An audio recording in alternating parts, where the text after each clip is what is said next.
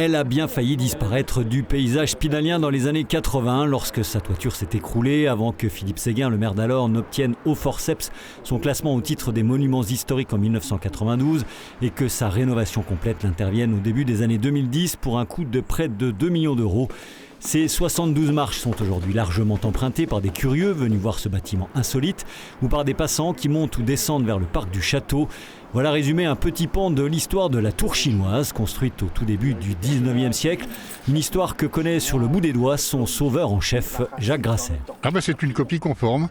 On ne connaît pas d'ailleurs l'architecte, mais il y a quelques années, au musée Guimet à Paris, il y avait une exposition sur la Chine d'il y a 1800 ans, si je ne m'abuse, et il y avait une maquette en céramique d'un grenier à sel qui faisait 1,20 m de haut. J'étais à voir, j'avais vu la publicité. Et effectivement, c'était la copie conforme. Alors c'est nous qui sommes copies, c'est pas... Et c'était un grenier à blé. Une tour chinoise présentée samedi dernier à une délégation de l'Empire du Milieu. Voilà les choses bien en ordre. À l'invitation du sénateur vosgien Jean Agrès, l'ambassadeur par intérim de Chine à Paris et le consul de Strasbourg ont eu droit à un rapide état des lieux.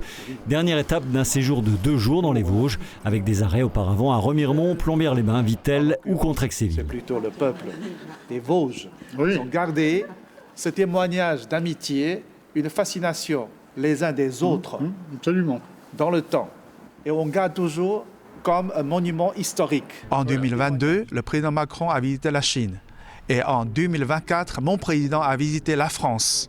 Nous avons le consensus de développer dans la nouvelle ère c'est de bonnes relations entre la Chine et la France. Pour les Vosges, je pense qu'il y a encore beaucoup d'opportunités de coopération économique et commerciale, mais aussi culturelle. On a visité différentes communes de la plaine, de la montagne. C'est tout simplement pour faire la promotion de notre département, comme je peux le faire aussi avec d'autres pays, auprès de la Chine. Je m'y suis rendu l'année dernière pour faire la promotion des Vosges et pour faire aussi la promotion de certains projets qu'on pourrait faire avec des investisseurs à l'international. Le parlementaire Jean Agrès qui reprend ainsi le flambeau de son prédécesseur et ancien président du Sénat Christian Poncelet qui avait beaucoup œuvré pour le rapprochement avec la Chine.